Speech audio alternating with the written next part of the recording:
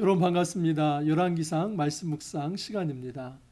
우리가 이웃의 생명과 인권을 존중할 수 있기를 바랍니다. 그 생명을 존귀 여기고 그 인권이 보장되도록 우리가 최선을 다할 수 있기를 바랍니다. 여러분, 정말 신앙이 좋은 사람은 이웃의 생명을 존귀 여기는 사람입니다.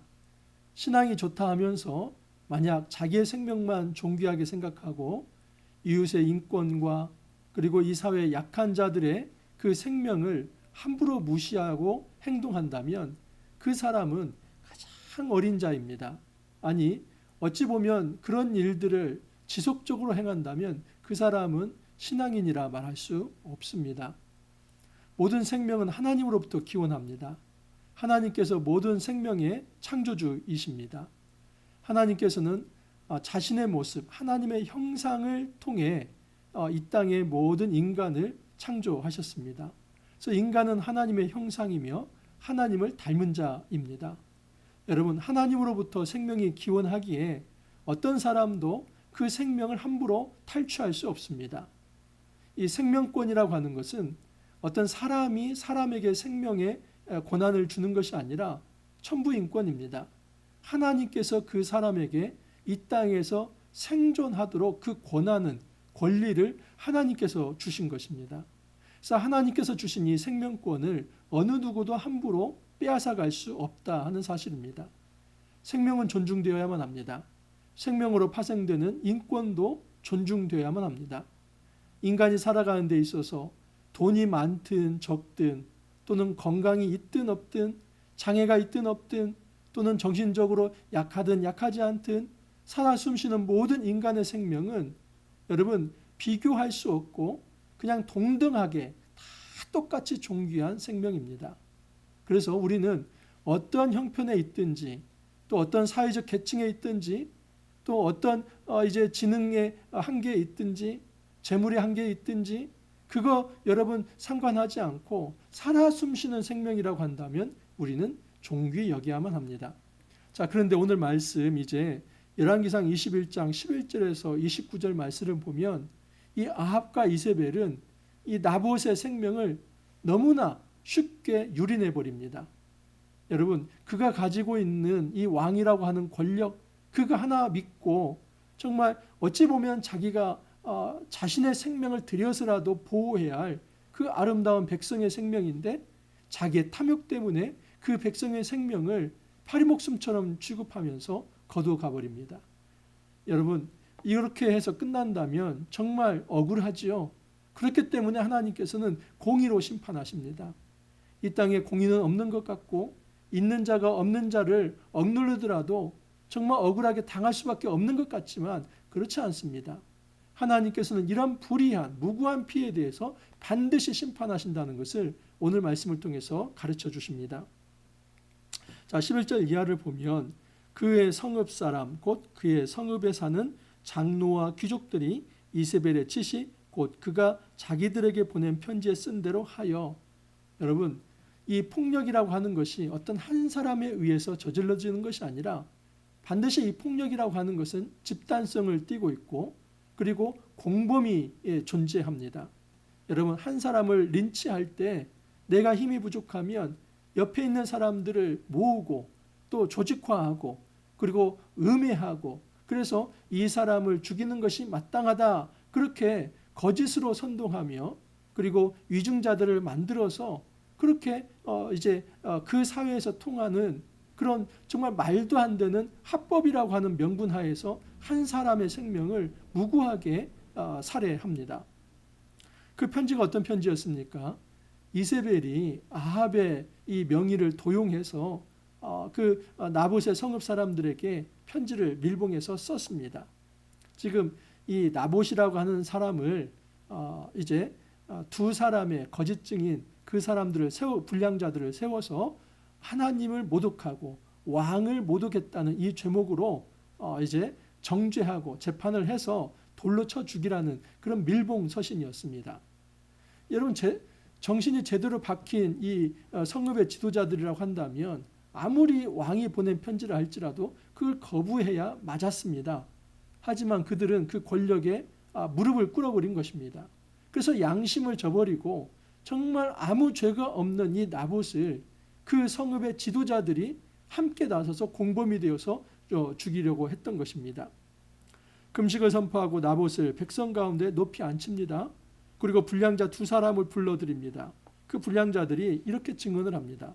하나님과 왕을 저주하였다. 언제 여러분 나봇이 하나님과 왕을 저주했습니까? 그런 일을 한 적이 없습니다. 그런데 이 두 명의 거짓 증언자들을 세워서 이처럼 억울한 누명을 씌워가지고 죽게 만든 것입니다. 여러분 정말 이것은 죽어서도 한이 될 만한 억울한 죽음 아닙니까?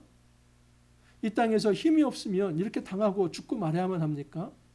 이 세상은 그렇게 하더라도 약한 자는 정말 숨 한 번 제대로 쉬지 못하고 죽어서라도 그 한을 갚지 못하는 그런 불의한 사회야 맞습니까? 하나님께서는 절대 그래서는 안 된다고 합니다. 이렇게 사람들이 불의하고 조직적으로 이 국가 권력에 의해서 한 사람이 이렇게 무참히 살아야 된다면 하나님은 그 국가 권력에 대해서 하나님께서 심판하시겠다 말씀을 하는 것입니다. 이세벨에게 통보하기를 나봇이 돌에 맞아 죽었나이다 하니 이세벨이 나봇이 돌에 맞아 죽었다함을 듣고 이세벨이 아합에게 이르되 일어나 이스라엘 사람 나봇이 돈으로 바꿔주기를 싫어하던 나봇의 포도원을 차지하소서. 이 폭력으로 탐욕을 성취하는 것입니다. 어제도 말씀을 드렸지만 인간이 이 디자이어, 이 욕구가 있습니다. 욕심이 있습니다. 뭔가 탐욕이 누구에게나 있습니다. 하지만 그것을 절제하는 것이 인간입니다. 하나님 말씀은 네가 원하고 네가 바라는 거 네 뜻대로 다 되는 거 아니다. 말씀에 의하면 정말 네가 원하는 게 있다 할지라도 다른 사람의 생명을 해치는 일이며 다른 사람의 인권을 침해하는 일이며 다른 사람의 재산을 침해하는 일이며 특별히 이 하나님의 땅을 더럽히는 일이라고 한다면 절대로 해서는 안 된다는 것을 주님이 분명히 말씀하지 않았습니까? 그런데 이 아합은 그 땅을 차지하고자 하는 그 욕심 때문에 나봇의 생명을 유린하고 그리고 그 땅을 차지해버립니다. 여기에 대해서 어떤 양심의 가책을 받지 않습니다. 여러분 이것은 하나님만이 심판하실 만한 정말 극악무도한 죄라는 것을 알 수 있습니다. 그래서 하나님께서는 엘리야를 파송합니다.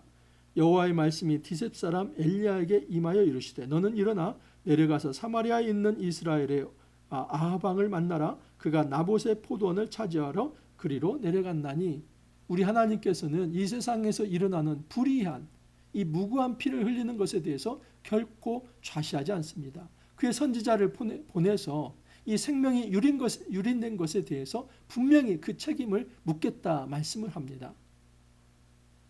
너는 그에게 말하여 이르기를 여호와의 말씀이 내가 죽이고 또 빼앗았느냐 하셨다. 여러분 내가 죽이고 또 빼앗았느냐 이것은 지금 아합의 죄에 대해서 엘리야가 선언을 하는 것입니다. 너는 폭력으로 그 사람의 재산을 아무 이제 어떤 이유도 없이 빼앗았다. 탈취한 죄와 폭력을 쓴 죄, 이 두 가지를 지적을 하고 있습니다. 거기에 대해서 여호와의 말씀이 개들이 나봇의 피를 핥은 곳에서 개들이 내 피 곧 내 몸의 피도 핥으리라 한 것입니다. 여러분 나봇이 억울한 죽음을 맞고 그 피 흘림을 당했습니다. 그 피를 아마 그곳에 있는 개가 핥았을 것입니다. 그런데 하나님이 이 엘리야를 통해서 아합에게도 마찬가지로 말합니다. 너 역시도 네가 무고한 피를 그렇게 흘리게 하였는데 너도 피를 흘리게 될 것이고 내 피를 개가 핥을 것이다. 그리고 뒤에 가면은 너의 고기를 이제 너희들의 이제 가문에 있는 이 사람들의 피와 그 죽은 고기를 공중의 새가 와서 먹게 될 것이다. 그 강력한 이 처벌의 예언을 말씀을 합니다. 여호와의 말씀이 내가 재앙을 내게 내려 너를 쓸어버리되 내게 속한 남자는 이스라엘 가운데 매인자나 노인자를 다 멸할 것이다 라고 얘기를 합니다. 이세벨에게 대하여도 여호와께서 말씀하여 이르시되 개들이 이스라엘 성 곁에서 이세벨을 먹을지라. 이세벨에 대해서 그리고 아합에 속한 자에 대해서 아합에게 속한 자로서 성읍에서 죽은 자는 개들이 먹고 들에서 죽은 자는 공중의 새가 먹으리라. 이렇게 강력하게 하나님께서 말씀을 합니다. 여러분 아합의 죄가 무엇이냐 하면 이는 내가 나를 노하게 하고 이스라엘이 범죄하게 한 까닭이니라. 아합의 죄는 지금 나봇의 포도원을 탈취하고 폭력을 쓴 이것뿐만 아니라 이 아합이 이스라엘로 하여금 범죄하게 한 것까지도 있다 하는 것입니다. 무엇이었습니까? 이스라엘 사람들이 우상 숭배한 것, 이것은 지금 아합 왕이 그렇게 선동한 것이다, 그렇게 말씀을 한 겁니다. 여기에 대해서 여러분, 이 아합은 또한 그의 아내 이세벨에 의해서 충동을 받았다는 것을 얘기를 합니다. 예로부터 아합과 같이 그 자신을 팔아 여호와 앞에서 악을 행한 자가 없음은 그의 아내 이세벨이 충동하였습니다. 그렇게 말을 합니다. 여러분, 지금 이 이세벨이 아합을 충동하고, 그리고 아합은 이스라엘 사람들을 선동하여서 이스라엘에 그 우상숭배의 문화가 마련되었고, 그리고 단지 우상숭배의 문화가만이 아니라 이 탐욕과 폭력의 문화, 이 불의한 문화, 이 탐욕과 폭력과 이 불의의 문화가 이스라엘에 자리 잡은 것입니다. 이스라엘이 어떤 땅입니까? 이스라엘은 여호와 하나님만을 섬겨할 땅입니다. 이스라엘은 생명이 차고 넘쳐야 할 땅이며 공의가 바로 세워져야 할 땅이며 진정한 사랑이 왕노릇해야 할 그런 땅이지 않습니까? 근데 하나님을 섬기는 여호와 신앙은 사라지고 그 자리에 바알이 세워지고 그 바알을 섬기면서 어떤 도덕과 윤리도 사라지고 내가 복받기 위해서 다른 사람이 죽는 것 관여치 않습니다. 내 생명을 살리기 위해서 다른 사람을 죽이는 것 관여치 않습니다. 내 욕심을 채우기 위해서 다른 사람의 인권과 재산과 생명을 유린하는 것 관여치 않습니다.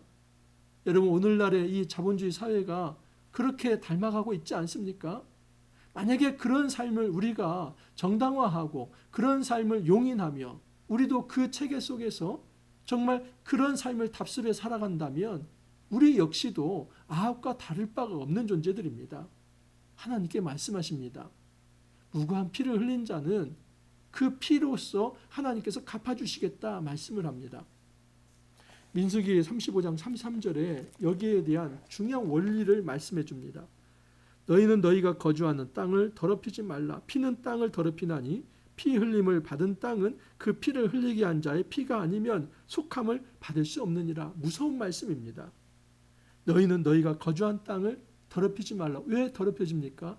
피를 흘리면, 피는 땅을 더럽히나니, 이 어떤 피입니까? 무고한 피. 이 폭력을 써서 아무 죄도 없는 사람을 무고하게 그렇게 죽여서 그 피가 흘려진다면 그 피가 그 땅을 더럽게 한다는 겁니다. 하나님이 그러면 그 땅을 어떻게 다시 정하게 깨끗하게 만든다고 합니까?